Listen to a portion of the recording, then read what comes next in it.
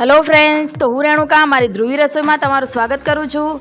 तो आज सवार में एकदम सरस एवो टेस्टी नास्तो बनाववाना छीए। तो नास्ता में अपने बटाका पौवा बनाववाना छीए।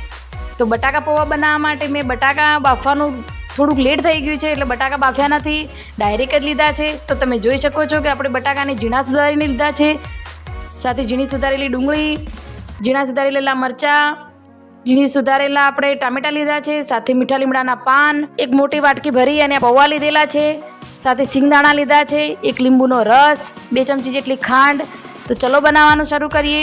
તો સૌપ્રથમ આપણે પૌવાને ચાળીને ચોખ્ખા કરીને લીધેલા છે। તો હવે તેને આપણે કાણાવાળા વાસણમાં લઈ અને સરસ એવા ધોઈ લઈશું।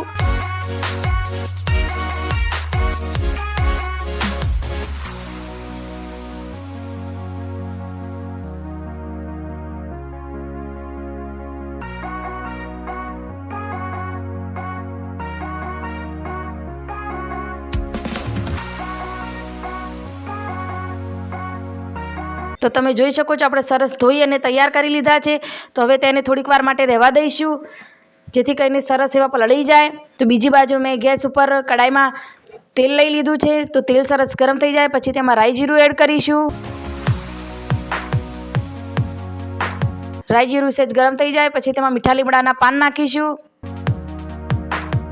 તો મીઠા લીમડાના પાન ગરમ થઈ ગયા છે। તો હવે તેમાં આપણે ઝીણી સુધારેલી ડુંગળી લીધી છે એ લઈશું। तो डूंगळी ने सेज हलावी अने चढ़वा दईशुं।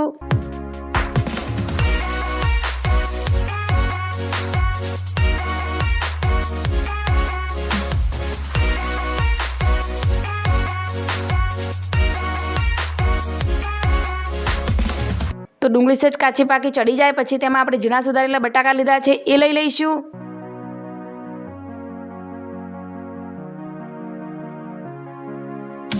અને બધાને સરસ એવું મિક્સ કરી લઈશું। સાથે આપણે જે સિંગના દાણા લીધા છે એ પણ એડ કરી લઈશું અને ચડવા દઈશું।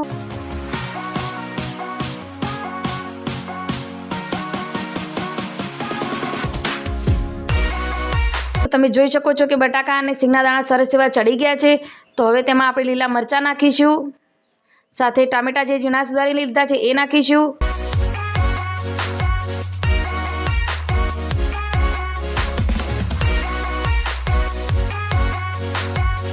तो टामेटा सरस चढ़ी जाए एना माटे आपणे उपरथी थोड़ुंक मीठुं नाखी लईशुं। तो मीठाने आपणे स्वाद अनुसार ज नाखी लेवानुं छे। तो बधाने सरस मिक्स करी अने चढ़वा दईशुं।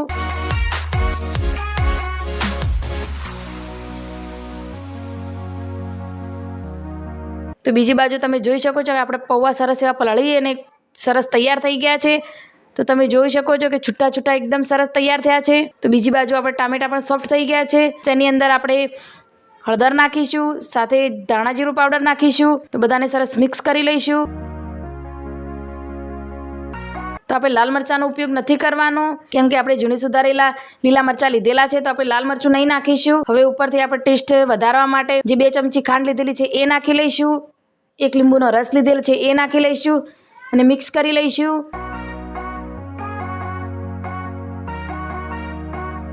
તો હવે તેમાં આપણે પૌવા પલાળીને રાખ્યા છે એ નાખી લઈશું। તો તમે જોઈ શકો છો કે પૌવા છૂટા છૂટા જ છે। તો આ રીતે પૌવા બનાવવાથી એકદમ ટેસ્ટી લાગે છે।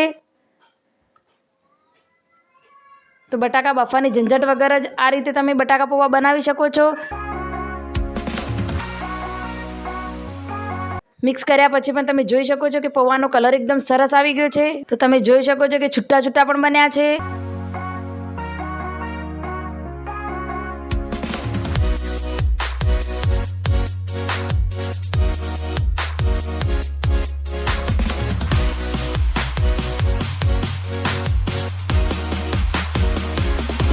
तो હવે ઉપરથી આપણે લીલા ધાણા નાખીશું। તો આપણો બટાકા પૌવા બની અને રેડી થઈ ગયા છે। તો હવે આપણે સર્વ કરી લઈએ।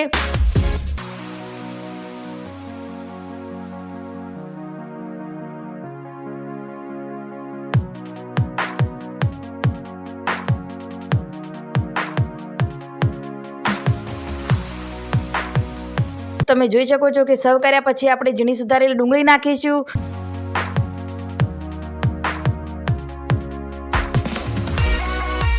ઉપરથી ઝીણી સેવ નાખીશું। તો તમે જોઈ શકો છો કે